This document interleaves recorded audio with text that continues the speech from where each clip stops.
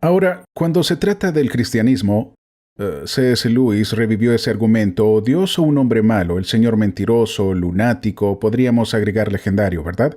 Podríamos agregar poseído, dada nuestra cosmovisión cristiana. Cuando pienso en Joseph Smith, el fundador del mormonismo, no puedo estar de acuerdo cuando dice ser un profeta, así que quizá podría decir que es un mentiroso, un lunático, una leyenda, o que estuvo Ujú. poseído. No puedo pensar en otra opción. ¿Qué dirías sobre Mahoma? ¿Lo has pensado? De hecho, así fue como lo desglosé cuando alguien me preguntó quién era Mahoma, si estaba poseído, las revelaciones tenían un origen meramente humano, estaba loco, era un profeta. Estas son normalmente las categorías. Uno, estas revelaciones tienen un origen meramente humano. Dos, dado el cristianismo, podemos hablar de una fuente oscura de las revelaciones. Y tres, ¿qué evidencia tienes de que esto realmente es de Dios, que es un profeta? Y ves muchas razones en esas dos primeras categorías para pensar que sus revelaciones tienen un origen humano o uno mucho más oscuro. Con respecto a la revelación humana, lo sabes. Esa apelación a los deseos carnales de las personas, eso parece una táctica clásica de culto. Y tienes a Mahoma plagiando constantemente cosas que ahora están en el Corán y que podemos encontrar en fuentes anteriores. Y no me refiero a fuentes que son confiables, es decir, me refiero a fuentes que sabemos fueron fabricaciones posteriores y que Mahoma no pareció ser capaz de distinguir entre una fuente del siglo V o VI. Y claramente inventó cosas que ningún historiador tomaría en serio. Y entre citar la Torá o los evangelios, según el Islam, esas son revelaciones. Mahoma habla de la Torá y los evangelios, pero no parece estar al tanto de la diferencia entre, ya lo sabes, una falsificación herética del siglo V o algo como eso. No parece ser capaz de entender la diferencia entre eso y la Torá real y los evangelios. Entonces, en lo que respecta al origen humano, sí, ya sabes cuáles son sus fuentes. Sabemos que esto proviene del Evangelio árabe de la infancia, sabemos de dónde proviene esto y aquello, y parece que solo está tomando estas cosas e incorporándolas a su religión. A muchas de las enseñanzas simplemente extrañas que tiene son: si una mosca cae en tu comida, asegúrate de hundirla porque una la tiene una enfermedad, pero la otra la tiene la cura.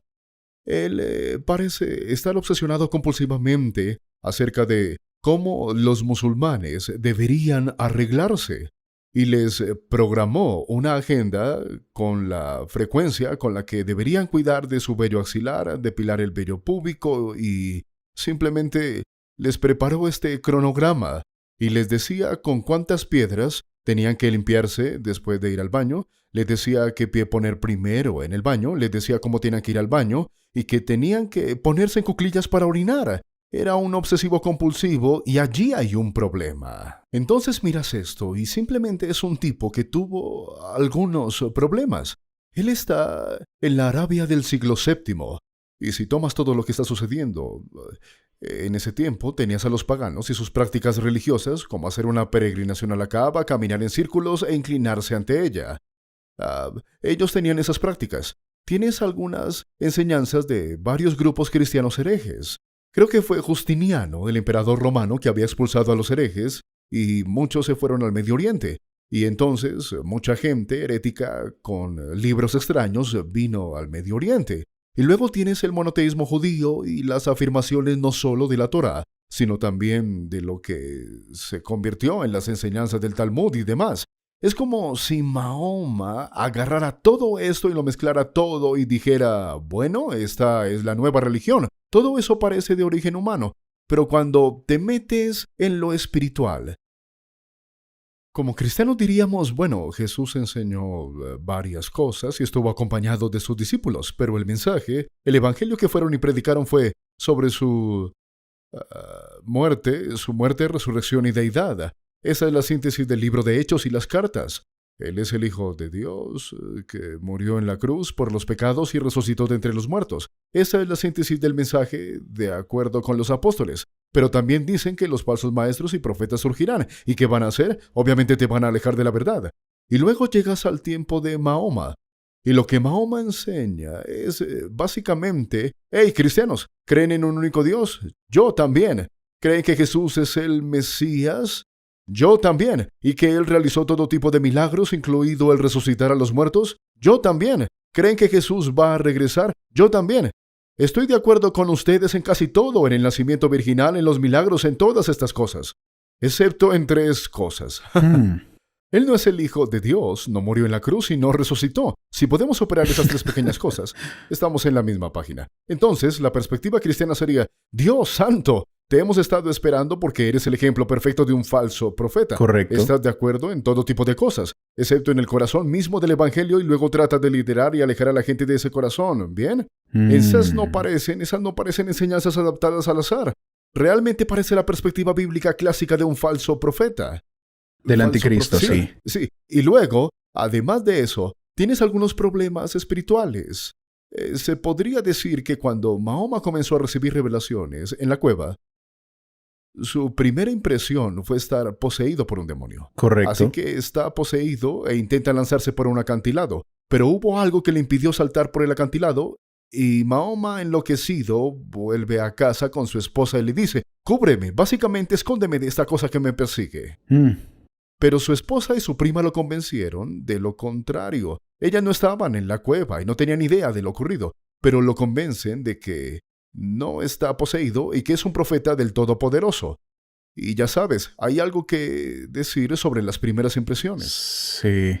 A veces tu primera impresión es la correcta. Hay personas que no se encontraron con lo que sea que él se encontró y le están diciendo a él que lo que él pensó que era una posesión demoníaca era en realidad un ángel de Dios. Entonces tienen la famosa historia de los versos satánicos, donde Mahoma quería alguna revelación que ayudara a su tribu a convertirse al Islam porque lo vieron como una broma.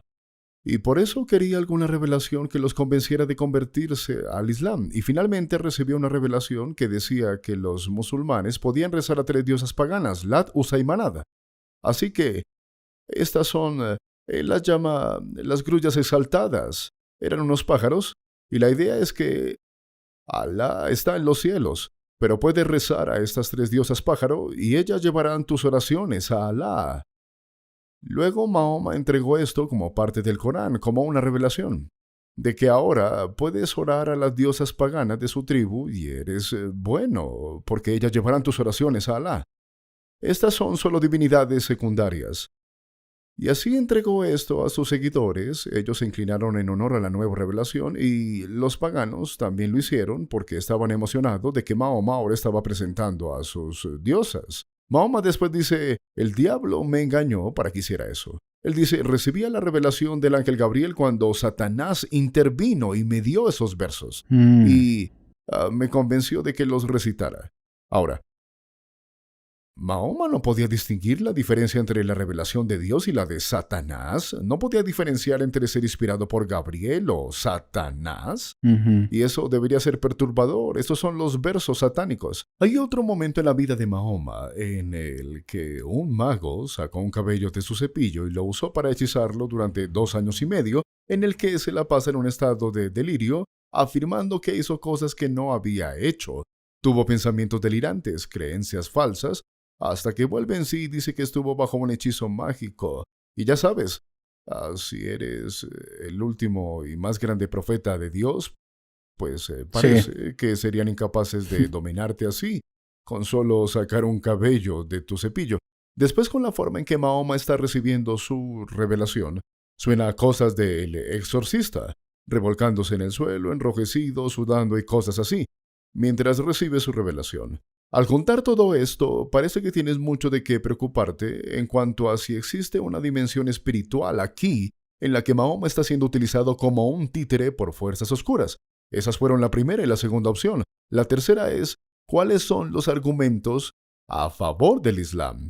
Y de nuevo, el argumento principal de Mahoma es este argumento de la excelencia literaria. Ahora, quiero leer un breve capítulo del Corán para mostrarles lo que queremos decir cuando hablamos de que el Corán desafía a la gente a leer un solo capítulo. Permítanme leer este breve capítulo. Este es un capítulo completo del Corán. Algunos son muy largos, pero rumbo al final son bastante cortos, y este es uno de esos. En el nombre de Alá, el más compasivo y misericordioso, di, incrédulos, Yo no adoro lo que ustedes adoran, ni ustedes adoran lo que yo adoro. Yo no adoraré lo que ustedes adoran, ni ustedes adorarán lo que yo adoro. Para ustedes su adoración y para mí la mía. Ese es un capítulo completo. Bien. Los musulmanes dirán, pero eso solo funciona en árabe. Bueno, adivina qué. También lo puedes decir en árabe, así es como suena, ¿verdad?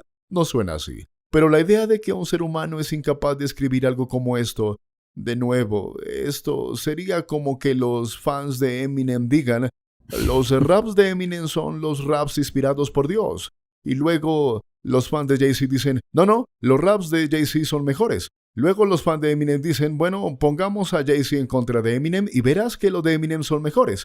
Pero nosotros, los fans de Eminem, seremos los jueces del concurso. Es ridículo, pero es lo que hizo Mahoma. Así es como está establecido en el Islam, que si no estás de acuerdo, los musulmanes son los jueces y simplemente dirán que está sesgado. Y es un argumento muy, muy extraño. No parece que viene del mismo Dios que dividió el Mar Rojo y que levantó a los muertos y cosas así. Gracias por ver este clip. Puedes hacer clic aquí para verlo completo y quiero agradecer a nuestros patrocinadores y a nuestros increíbles patrons por hacer que todo esto sea posible. Y antes de que te vayas, no olvides suscribirte y luego dar clic en la campana para que YouTube te informe cada vez que publiquemos un nuevo episodio.